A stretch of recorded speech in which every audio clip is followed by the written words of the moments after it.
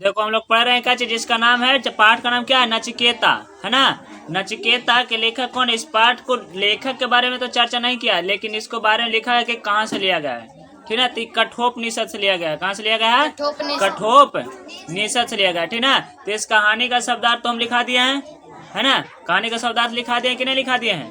देखो ऊपर में बोर्ड पर लिखा हुआ है। ये सब कहानी के काचे है, शब्दार्थ है ना। तो शब्दार्थ को याद कर लेना है ताकि कहानी के काचे हो जाए, मर्म हम लोग को समझ में आ जाए, ठीक ना।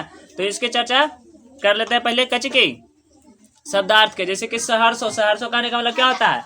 हजारों, है ना। और दृढ़ता कहने का मतलब क्या होता है? मजबूती। अवगाध कहने का मतलब क्या होता है? अथाह, है ना। और प्रतीक्षा कहने का मतलब होता है इंतजार करना, यानी कि क्या करना? प्रतीक्षा करना, ठीक है। निष्फल कहने का मतलब क्या होता है? व्यर्थ यानी कि बेकार, है ना। व्यर्थ यानी कि क्या होता है? बेकार होता है, ठीक ना। और उसके बाद क्या करा? उसके बाद करा निष्फल, निष्ठा करा, है ना। निष्ठा करने का मतलब क्या होता है? तो श्रद्धा एवं भक्ति, ठीक ना। उसके बाद क्या होता है? सहिष्णु करने का मतलब क्या होता है? सहनशील, ठीक ना। उसी के बाद जस्ट नीचे दिखा हुआ है काची कह रहा है? प्रीत भक्त करने का मतलब कि पिता का भक्त, है ना। और उसी के बाद कहता है कि स्वप्न कहने का मतलब कि सपना, दृढ़ माने कि मजबूत सपना, ठीक ना। और निश्चय कहने का मतलब होता है कि पक्का इरादा करने वाला, जो इरादा पक्का होता है उसे क्या कहते हैं? निश्चय। क्या कहते हैं? निश्चय कहते हैं, ठीक ना। और उसके बाद लिखा है क्या? संपन्न कहने का मतलब क्या होता है? पूर्ण होना, माने कि पूरा काम हो जाना। और आहुति कहने का मतलब कि हवन में जो सामान लाता है, हवन होते देखा है तो लोग, है ना। तो उसको में रहता है कि नहीं रहता है? अच्छा, उसके बाद बोलता है कच्चे संबल। क्या? संबल कहने का मतलब क्या होता है? सहारा। और प्रवृत्ति कहने का मतलब होता है आदत। कोई भी चीज रोज करेगा तो उसको काचे में बदल जाएगा? आदत में बदल जाएगा। इसलिए रोज पढ़ने से आदत में बदल जाता है। लेकिन कुछ लोग आलसी होते हैं, कुछ को पढ़ने की रोज की भी आदत में नहीं बदलता है। खेल वाला बदल जाएगा, है ना। खाने वाला बदल जाएगा, लेकिन पढ़ने वाला नहीं बदलेगा। अनायास कहने का मतलब क्या होता है? अचानक। और अनुमति कहने का मतलब होता है आज्ञा, है ना। और न्याय संगत कहने का मतलब होता है कि न्याय पूर्ण। और संकल्प कहने का मतलब क्या होता है? इरादा, ठीक है। उसी प्रकार से अगला दिया हुआ है कि मुक्तिदात्री कहने का मतलब कि मुक्ति देने वाले, कल्याण करने वाले, ठीक है ना। प्रस्थान कहने का मतलब कच्ची कूच, माने कि एक स्थान से दूसरे स्थान तक के जाना ही कच्ची कहलाता है? प्रस्थान कहलाता है, ठीक है ना। जैसे कि मान लो कि हम अपने गाँव से गए, दूसरा जगह जाना है तो हम लोग यहाँ से प्रस्थान करेंगे, है ना। उसमें समय हुआ लिखा रहता है। उसके बाद आता है निरुत्तर कहने का मतलब बिना उत्तर के। जब कोई जवाब नहीं रहा तो शब्द को क्या कहते हैं? बिना उत्तर के, निरुत्तर का। तो उसके बाद आता है शोक कहने का मतलब होता है दुख, कष्ट, है ना। और प्रयास कहने का मतलब होता है क्या? कोशिश। ठीक उसी प्रकार से सौम्य कहने का मतलब कि सुंदर, है ना, सुंदर होता है। कर्मनिष्ठा कहने का मतलब क्या? कर्म करने में विश्वास। जो कर्म करने में विश्वास होता है उसे कर्मनिष्ठा कहते हैं, ठीक ना। और परिचित कहने का मतलब होता है जाना पहचाना। परिचित कहने का मतलब होता है। और लोभवश कहने का मतलब होता है लालच के कारण, ठीक ना। और इसके अलावा भी जमराज किनको कहते हैं? तो यमलोक के राजा को जमराज कहते हैं। और सम्राट जो कि राजा होता है, बालक कहने का मतलब क्या होता है? छोटा बच्चा, ठीक ना। तो चलो चलते हैं कहानी की ओर, है ना। जैसे कि जा रहे पाठ का नाम है नचिकेता पाठ का नाम है। कहानी कठोपनिषद से लिया गया है। कहाँ से लिया गया है? तो कठोपनिषद से लिया गया है, ठीक ना। कहता है आज से सहर्षों बरस पहले महर्षि बाजश्रवा हुए। मतलब कि आज से सहर्षों मतलब कि हजारों, सहर्षों कहने का मतलब कि हजारों साल पहले एगो राजा थे जिनका नाम था क्या? महर्षि बाजश्रवा एक नामक राजा थे। महर्षि बाजश्रवा अधिकांश समय जप और तप में बिताया करते थे, मतलब कि पूजा पाठ में वो बताया करते थे। उनके पुत्र का नाम नचिकेता था। मतलब कि कहता है कहानी कि नचिकेता जो पाठ का नाम है वो कौन थे? बाजश्रवा के पुत्र था ना। बाजश्रवा का एक पुत्र था जिसका नाम था नचिकेता। उसके बाद बोलता है नचिकेता प्रीत भक्त बालक था। मतलब कहने को कि पापा जो भी कहते थे ना उसको बस बात को फैसला मान लेता था, चाहे वो गुस्सा में कहें या तो फिर साधारण बात में कहें, किसी तरह से भी कहें, लेकिन कच्ची मान लेता था, बात को पापा के मान लेता था। कहता था कच्ची कि आप जो कहते हैं उस काम को करना दम, हमको सफल जीवन में कार्य है। उसमें दृढ़ता, सत्य और धर्म के प्रति अगाध निष्ठा थी। मतलब कि क्या चाहिए? अथाह सत्य के लेकर के एकदम सत्य में तो एकदम कुछ भी एक ठोप में झूठ उसमें होना नहीं, माने कि जो भी बोलेगा सच बोलेगा। पापा जो भी बोल दिए, क्रोध में बोल दिया तो कुछ में बोल दिए तो उसको कच्ची करता था, मानता था। उसके मुखमंडल से तेज टपकता था, है ना। मतलब कि एकदम सत्य, चाहे तो कर्म चाहे तो धर्म, सब कच्चे हर समय अच्छा ही काम जो भी कहा गया उसको करता था। वह सहिष्णु था। सहिष्णु कहने का मतलब होता है कि कच्चे सहनशीलता। कोई भी काज करने को दो तो सहनशीलता, मतलब कि धीरे धीरे एकदम उसको कर ही देगा लेकिन छोड़ेगा नहीं। बालक नचिकेता के इन्हीं गुणों के कारण पिता उसे अगाध स्नेह करते थे। मतलब कितना सारा गुण था ना नचिकेता में, उनको पिताजी बहुत ही ज्यादा ख्याल रखते थे, है ना, किसी तरह के कोई दिक्कत नहीं देते थे, अथाह प्यार करते थे, अथाह दुलार करते थे। इस तरह नचिकेता पिता के लिए प्राणों का प्यारा बन गया था। मतलब इतना मानते थे ना कि पिताजी के लिए काची बन गया था, दुलारा बन गया था, एकदम प्यारा बन गया था उसका बेटा, ठीक है। एक समय की बात है कि राजा बादश्रवा जो थे ना से काची करा रहे थे, सर्वमेघ यज्ञ करा रहे थे। क्या करा रहे थे? सर्वमेघ यज्ञ, ठीक ना। उसके बाद बोलता है कि आगे बोल रहा है, एक बार बादश्रवा इच्छा सर्वमेघ की हुई, मतलब कि सर्वमेघ यज्ञ कराने की इनकी इच्छा हुई। किनकी? तो नचिकेता के पापा यानी बादश्रवा के, ठीक ना। इस यज्ञ में अपना सब कुछ दान देने की फल प्राप्ति की होती है। माने कि सर्वमेघ यज्ञ कहने का मतलब होता है कि सब कुछ काची कर देना है, दान कर देना है। और ऐसा वो कल्पना के महर्षि बादश्रवा इस बात को महर्षि बादश्रवा इसी तरह से जानते थे। यही बात उन्होंने अपने पुत्र नचिकेता को ही बताई थी। नचिकेता साधु प्रवृत्ति का बालक था और पिता की इच्छा जानकर उन्हें बेहद खुशी हुई। नचिकेता जो था क्या था, साधु के व्यक्त रखता था। कहने का मतलब है कि साधु वाला गुण यानी कि पूजा पाठ में विश्वास रखता था, इसलिए उसको पापा कहना है कि हम सब दान कर देंगे। तो उनको पिताजी की सुन करके बाद नचिकेता बहुत खुश है कि अच्छी बात है कि आप कर्म कांड कर रहे हैं तो इसमें दान करिएगा, और हम आशा करते हैं कि कैसे करिएगा, बढ़िया ही दान करेगा। उसके बाद कहता है यज्ञ के लिए शुभ तिथि निकाली गई, मानी कि डेट निकाला गया कि यज्ञ कितने तारीख को होगा, है ना। उस दिन सर्वमेघ यज्ञ शुभ प्रारंभ हुआ। उसमें भाग लेने वाले दूर दूर से ब्राह्मण पधारे, माने कि जग हो रहा था, और जग हो रहा था तो बहुत दूर दूर से ब्राह्मण लोग आज के जग में शामिल हुए। नचिकेता ने यज्ञ की एक एक क्रिया को ध्यान से देखा। यज्ञ में क्रिया कांड होता है कि नहीं होता, करने का कर्म कांड होता है। क्रिया मतलब कि कर्म, है ना, कोई भी प्रतिक्रिया काम, है ना। और कांड करने का मतलब कि भाग होता है। जैसे कि पहले होता है स्वागत वाले, है ना, चाहे तो फिर पहले गणेश श्री गणेश होता है, उसके बाद अग्नि कांड होता है ना। उसी तरह से अंत में प्रसाद वाला बांटे वाला कार्यक्रम होता है। इस तरह से कैसे होता है तो पूरा जग संपन्न होता है। सभी क्रियाएं यथासंभव पूर्ण होती गई, माने धीरे धीरे करते करते जग संभव खत्म हो गया। अंत में सिद्धस्थ ब्राह्मणों ने नारियल के पुनः होते देकर उसे संपन्न किया, माने कि अंत में नारियल पटक करके, नारियल फोड़ा जाता है, और जग को काची किया, समाप्त किया। यज्ञ की समाप्ति पर महर्षि बादश्रवा ने अपने सब कुछ दान देने को कहा था। माने कि जग समाप्त होने वाला था तब बोले थे ना कि हम अपना सब चीज दान में कर देंगे, ठीक है। लेकिन आगे चल के क्या कहते हैं कि ब्राह्मणों की अच्छा दान मिलने के ही पुनासा थी, और ब्राह्मण भी सोच रहे थे कि हमको भी दान काची मिलेगा, बहुत बढ़िया मिलेगा। जग के पूर्ण होती हुई देख रहे हो, जैसे कि चित्र में तो लोग देखेगा तो काची हो रहा है, जग हो रहा है ना, जग हो रहा है तो इसमें काची कर रहा है, सब कोई पूजा कर रहे हैं, ब्राह्मण पूरा होती हो रहा है ना। नचिकेता के पापा जो है काची करते हैं, अग्नि के सामने जा करके और नमस्कार करके उठते हैं। क्या करते हैं, जग की पूर्ण होती करके नमस्कार करके उठते हैं और गौशाला की ओर बढ़ते हैं, और उनके गौशाला में जाते हैं और ब्राह्मणों को दान देने के लिए गाय को छटाई करना शुरू कर देते हैं। लेकिन मन में सोचे थे ना, वो पहले बोले थे कि हम जो भी दान करेंगे सर्व दान कर, मन की सब चीज दान कर देंगे। लेकिन इनको जाते जाते थोड़ा सा मन में क्या आ जाता है, तो लोभ आ जाता है, लोभ बस आ जाता है। लोभ बस आता है तो देखते हैं ना गौशाला में कि कुछ कुछ अच्छी गाय के साथ खराब बूढ़ी गाय भी है ना। तो बूढ़ी गाय को दान करने लगते हैं। बढ़िया गाय थे, लेकिन जो अच्छा गाय था ना उसको छोड़ करके अब ब्राह्मण लोग को खराब गाय, बूढ़ी गाय जो दूध न देने वाली गाय थे उसको काची करके छठी कर करके देने लगे, है ना।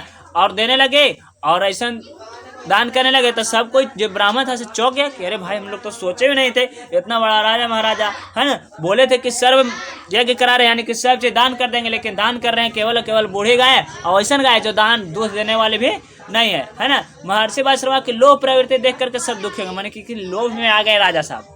ये सब काची कर रहे हैं, बचावले चाह रहे हैं, लेकिन फिर भी कुछ नहीं कहा ब्राह्मण लोग, और वहां से काची किया जो उसको जो दान में मिल रहा था से ले लिया। लेकिन वही समय की बात है कि नचिकेता सब चीज काची कर रहा था, देख रहा था, और उसके पिता के नीचे बदल जाने से उसे बेहद दुख हुआ। मैंने कि सोचा कि पापा तो पहले बोले थे कि हम सब चीज दान कर देंगे, लेकिन अब ऐसे काय कर रहे हैं, जरूर कुछ बात है ना। इसलिए वो कहाँ गया, अपने बाबूजी के पास गया, अपने पिताजी के पास गया, और पिताजी के पास जा करके पूछा, पिताजी आपने तो इस महायज्ञ में सर्व दान करने का निश्चय किया था, लेकिन आप अपनी प्रिय चीजें न दे करके बूढ़ी और कमजोर गाय ही क्यों दे रहे हैं।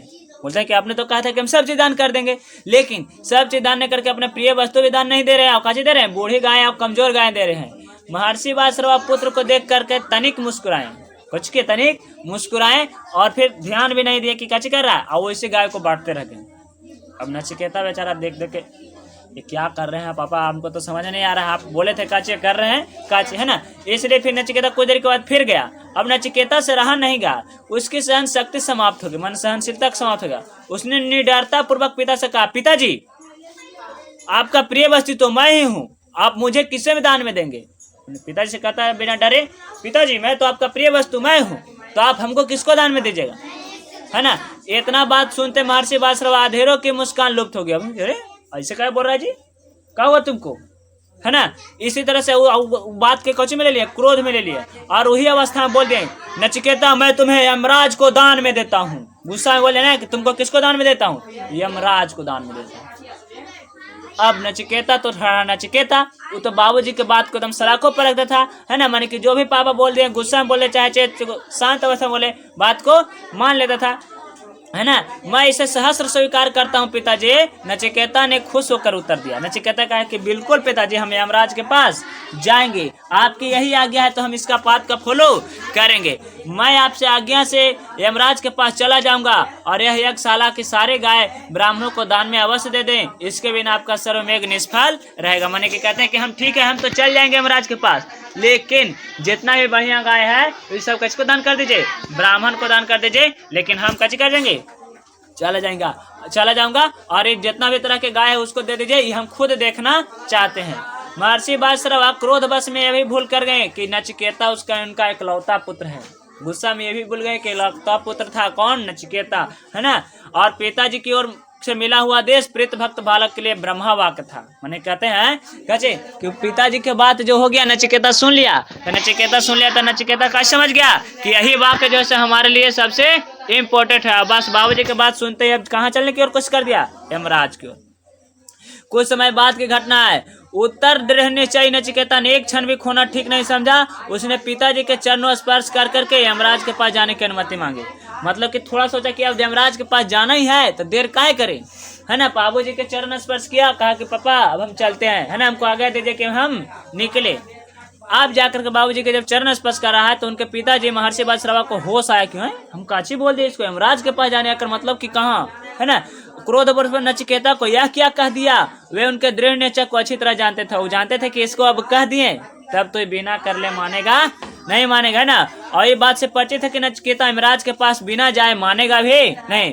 फिर भी पिता का मोह मड़ाया, माने कि मोह की ओहो हमारे बेटा कैसे कह दिया कि इसको यमराज के पास जाओ। फिर भी उन्होंने पूछा कि वत्स यमराज से परिचित हो, मतलब कि अपन पुत्र से पूछते हैं कि क्या तुम जानते हो कि यमराज कौन है, ऐसी चल दिए बड़े बिस्तरा बांध करके, है ना। तो नचिकेता बोलता है कि हाँ पिताजी, है ना, वे मृत्यु के देवता है। यमराज किसको देवता है, मृत्यु के देवता है। नचिकेता ने सहज स्वर में उत्तर दिया, मैंने कि आराम से दिया।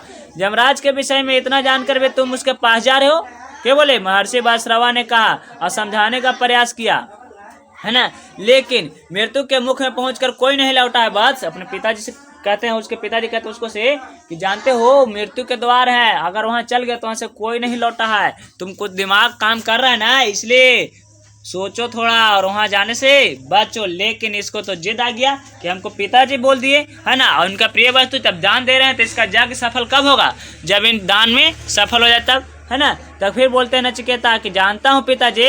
नचिकेता ने कहा पिता की आज्ञा ही मेरे लिए सर्वोपरि है, माने कि बाबूजी की आज्ञा हमारे लिए सब कुछ है ना। उसी ने मुझे निडर बना दिया है। आपके आशीर्वाद से मैं सभी जगह आसानी से पहुंच सकता हूँ कि आप टेंशन मत लीजिए। हम क्या करेंगे, यमराज के पास चल जाएंगे और वहां से भी आने की कोशिश करेंगे, है ना, वहां से चल जाएंगे। और कहता है मृत्यु तो ऐसा सच है जिसे झुठलाया नहीं जा सकता, माने कि मृत्यु एक ऐसा चीज है जिसको झुठलाया नहीं जाता, है ना। हर कोई के एक न एक दिन सभी के पास आता ही है और वो अपना काम करके जाता है। इसीलिए नचिकेता कहता है कि डरने की क्या बात है, इसमें हम भी जा रहे हैं, है कि ना।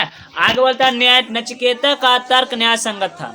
कहने का मतलब कि नचिकेता का बात तो सही था, है कि ना, कि सबको मृत्यु के पास एक न एक दिन जाना ही है ना।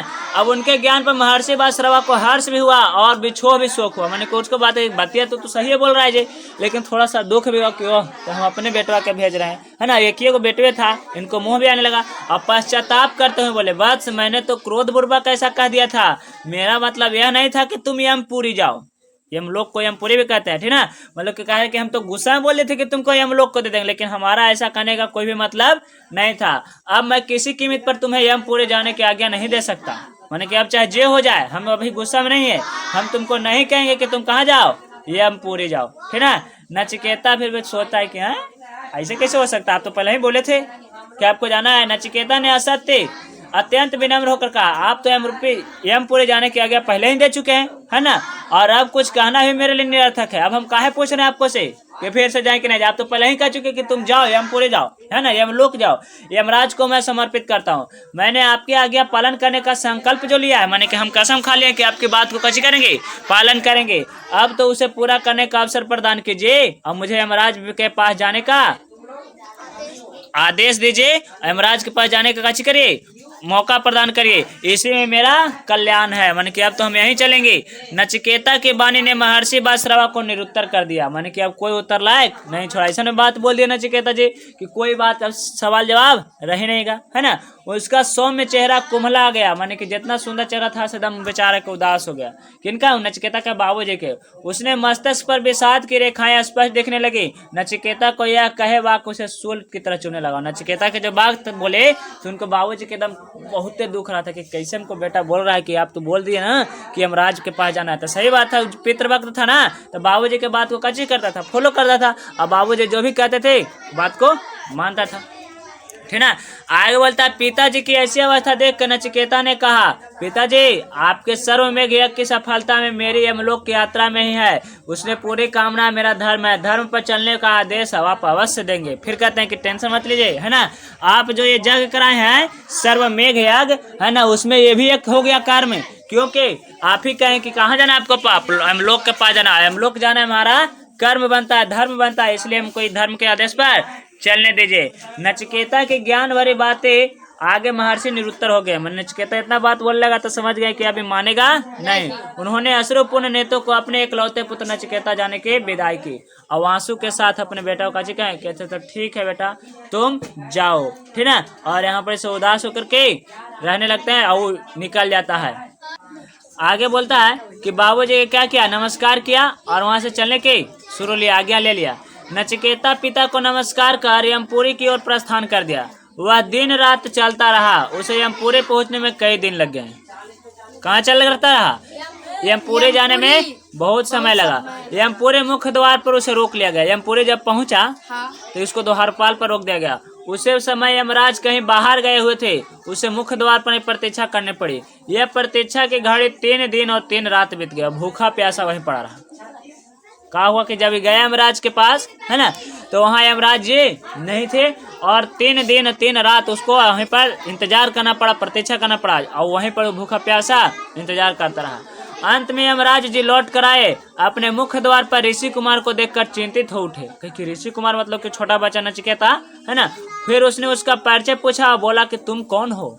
यमराज जी पूछते हैं, है ना, कि आप यहाँ पर इतना देर से बैठे हुए हैं, आप कौन हैं और मेरे द्वार पर क्या कर रहे हैं। नचिकेता ने नमस्कार कर विनम्र स्वर में कहा, नमस्कार करके, नमस्कार यमराज जी, है ना, देव मैं महर्षि बासरवा का एकमात्र पुत्र नचिकेता हूँ। माने कि हम कौन है, तो नचिकेता हैं जिनका बाबूजी का नाम महर्षि बासरवा, उनका मात्र इकलौता पुत्र है।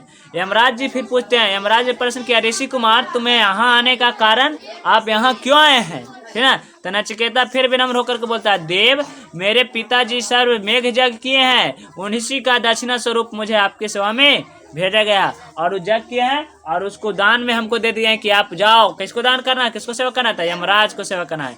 इतना सुनकर यमराज आश्चर्यचकित होकर स्वाभाविक था, ऐसे कैसे हो गया जी, कोई बेटा का दान कर देवे हमको, ऐसा बात तो पहली बार सुन रहे। चौंक गए। वे बोले, तुम्हें यमपुरी आते हुए भय नहीं लगा। मैंने कहते कि तुम्हें यमपुरी आते हुए कोई डर भय नहीं लगा। तो नचिकेता कहता है, सरलता के साथ उत्तर देता है कि नचिकेता उत्तर देता कहता है कि देव भय कैसा, मेरे दृष्टि में क्या मृत्यु में सबसे बड़ा वरदान है। जब इंसान देह उसका साथ छोड़ देते हैं तब मृत्यु उसके कष्टों से मुक्ति दिलाती है। माने कि इंसान के जब शरीर में से प्राण निकल जाता है तो उसको मुक्ति कौन दिलाता है, मृत्यु ही दिलाता है। इसलिए इस मुक्तिदात्री माने कि मुक्ति देने वाले का भय कारण नहीं मानता और मैंने तो सदैव इसके वरदान के रूप में स्वीकारा है। मतलब कि स्वीकार हम कर लिए हैं, ठीक ना। कि बालक नचिकेता बातें की ज्ञान और रहस्य से भरी हुई थी। मैंने कितना बढ़िया से बोला था ना कि यमराज जी चौंक रहे थे कि ऐसे कैसे हो रहा है, बात का है, कुछ तो इसमें अंदर संघर्ष है। इतनी अल्प अवस्था में इतना गुणवान होना विरल का काम है, मतलब कि बहुत ही मुश्किल काम है कि इतना कम उम्र में इतना ज्ञान जानना। इसलिए यमराज को और भी ज्यादा आश्चर्य हुआ कि वह बालक की ज्ञान भरी बातों प्रभावित होते जा रहे थे। और जितना ही जवाब दे रहा था ना यमराज के जो कछु प्रभावित होते मैंने कि लभा रहे थे यमराज जी किसके ओर, तत् ऋषि कुमार की ओर यानी नचिकेता की ओर। कुछ क्षण रुक कर उन्होंने पूछा, नचिकेता तुम 3 दिन से भूखे और प्यासे मेरे द्वार पर पड़े हुए हो, है ना। मैंने कहे कि तू 3 दिन से भूखा प्यासा पड़ा हुआ है। तो ये बतिया पर नचिकेता कुछ नहीं बोला, चुप रहा, मौन रह गया, है ना। उसने यमराज से इस प्रश्न का उत्तर नहीं दिया। देखिए काची बोले, क्या हम ना इंतजार कर रहे थे आपका कि जब आएंगे, हमको सेवा में आप ही को भेज ही दिया गया है कि आपको सेवा करना है, तब भूखा रहना पड़े चाहे प्यासा रहना पड़े, किसको से कहेंगे, कोई चीज नहीं कहेंगे, है ना। यमराज को उसके अतिथि का पूरा प्रबंध कराया और खा पी कर विश्राम करने के लिए कहा, है ना। यमराज जी कहें कैसे टेंशन मत लो, अब भूखा रही रहना पड़ेगा, हम आ गए हैं, तुमको रहने की व्यवस्था कराते हैं और नाश्ता पानी करो, खा पी कुछ करो, विश्राम करो यानी कि आराम करो, है ना। बालक नचिकेता ने यमराज की अतिथि स्वीकार कर लिया। मैंने कहा अच्छा ठीक है हम करते हैं आराम, और वह खा पी कर विश्राम करने लगा। अगले दिन जब वह सोकर उठा तो यमराज ने उसे बुलाया, है ना। उसके आने पर यमराज ने कहा, ऋषि कुमार हम तुम्हारे ज्ञान पितृभक्त और कर्म निष्ठा से बहुत प्रसन्न हैं। कहते हैं कि तुम इतना बढ़िया से बातचीत किए, इतना बड़ा तुम्हारा स्वभाव रहा, है ना। तुम्हारा पितृभक्त जो देखे बाबूजी के बात कहे पर तू कहाँ चला गया, यमराज के पास तक आ गया, इससे हम बहुत खुश हैं। इस उपलक्ष्य में तुम मुझसे 3 वर मांग सकते हो। यमराज जी बोले कि हमको से तुम 3 वरदान मांग सकते हो, ठीक है।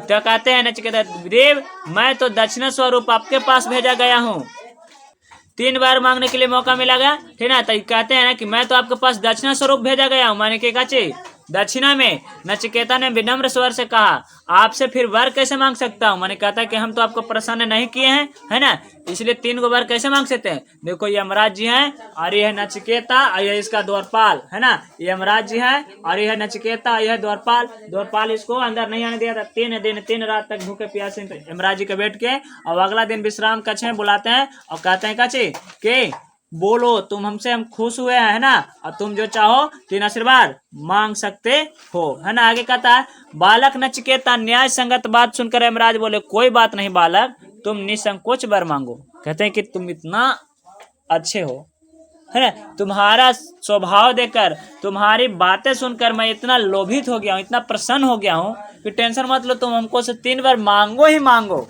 है ना, मांगो ही मांगो। भगवान पहले खुश हो जाते थे ना, एकदम कहते थे चाहे तुम जो मांग लो, जो मांग लो, हमारी कुर्सी क्यों ना मांग लो, है ना। एक तरह से एकदम बहुत खुश हो जाते थे, तो कुछ भी मांगने के लिए बोल देते थे। तो 3 बार मांगने के लिए बोले। तो नचिकेता कहता है, इस पर नचिकेता ने कहा, देव पहला बार दीजिए कि पिताश्री का मुझ पर से क्रोध शांत हो और उन्हें सर्वमेघ याग सफल प्राप्त हो, है ना। पहला बार मांगता है ना, कैसे मांगते हैं कि सबसे पहला बार है कि सबसे पहले तो कि हमारा पिताजी का जो हमारा गुस्सा है वो गुस्सा शांत हो जाए, हमारे बाबूजी मतलब हमारे पिताजी जो जग किए हैं से जग क्या हो जाए, सफल हो जाए, है ना।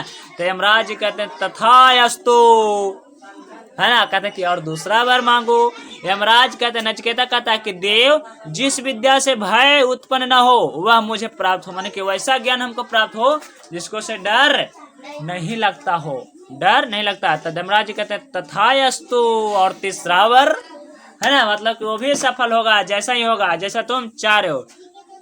नचिकेता बोला, है ना, कि देव आप सर्वज्ञाता है, आप मुझे आत्मा का रहस्य समझाइए।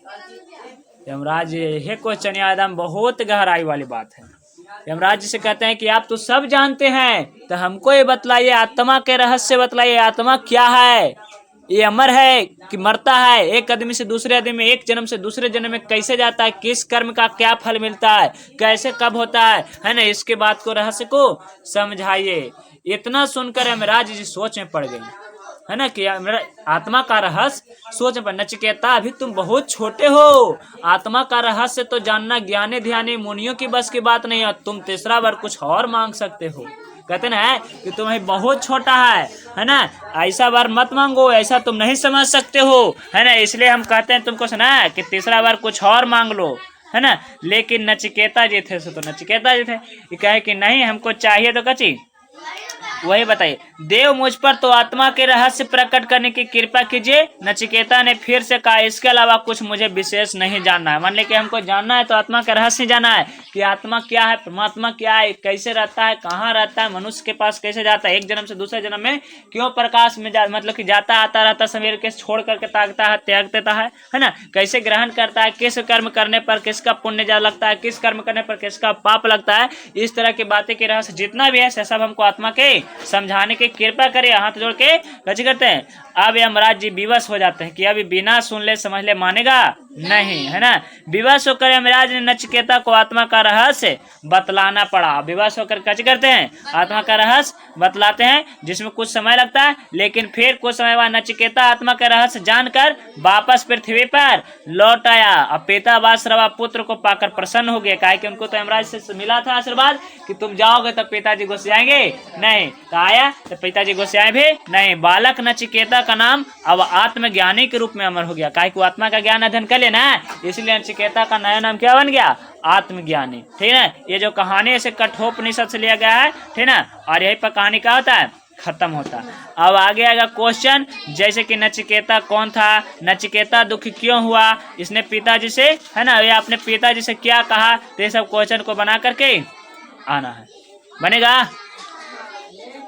अगला क्वेश्चन कहता है, किसने किससे कहा, मृत्यु के मुख में पहुंचकर कोई नहीं लौटा वत्स, उसके पिताजी बोले थे, है ना, किससे बोले थे, नचिकेता से। नचिकेता से बोले थे ना। चलो ठीक है, आगे बात की बात आगे चलेंगे हम लोग, ठीक ना, कोई दिक्कत है ना। अब क्वेश्चन आंसर हम लोग इसको ऑफलाइन करते हैं।